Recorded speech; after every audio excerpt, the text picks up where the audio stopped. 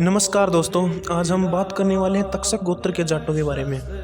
ये गोत्र हिंदू और सिख और मुसलमान जाटों में पाया जाने वाला एक बहुत बड़ा गोत्र है। यह एक नागवंशी गोत्र है।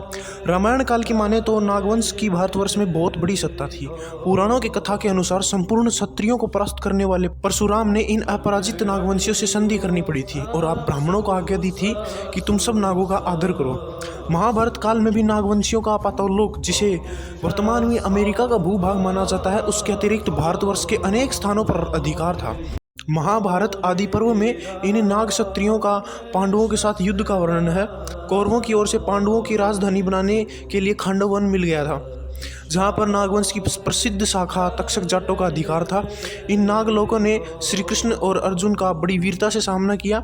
अर्जुन ने इस वन के चारों ओर आग लगा दी। जब खांडव वन जलाया जा रहा था, महाबली नागराज तक्षक कुरुक्षेत्र चले गए, पर उसका बलवान पुत्र अश्वसेन वहीं रह गया था, जो आग से बच गया था। अर्जुन इस वन के जलाने में कामयाब हुआ। तक्षक राज यहाँ से पराजित होकर अपने वंशजों के साथ तक्षशिला की राजधानी बनाकर वहां बस गया।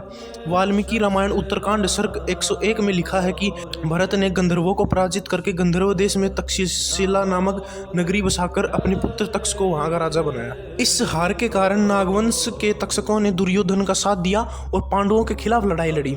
इसके बाद तक्षकों ने अर्जुन के पुत्र परीक्षित को उसके महल में ही मार डाला।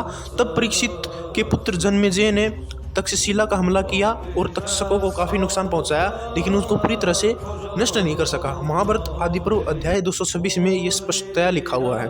नामवीर प्रादि जन्मभूमि बगला पुस्तक में यह सिद्ध हुआ कि अमेरिका में कई जातियों में अब भी नाग पूजा जारी है। पौराणिक युग से प्रचलित नागपंचमी उतनी ही सुप्रसिद्ध हुई जितनी कि रामनवमी और श्री कृष्ण जन्माष्टमी है।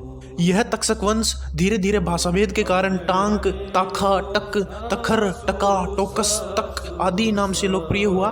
कश्मीरी कवि कल्हड़ ने टक राज्य का उल्लेख करते हुए उसे गुर्जर देश का भाग लिखा है। ये लोग प्रसिद्ध बलशाली थे। सारा पंजाब अब इनके प्रताप से दग्ध था।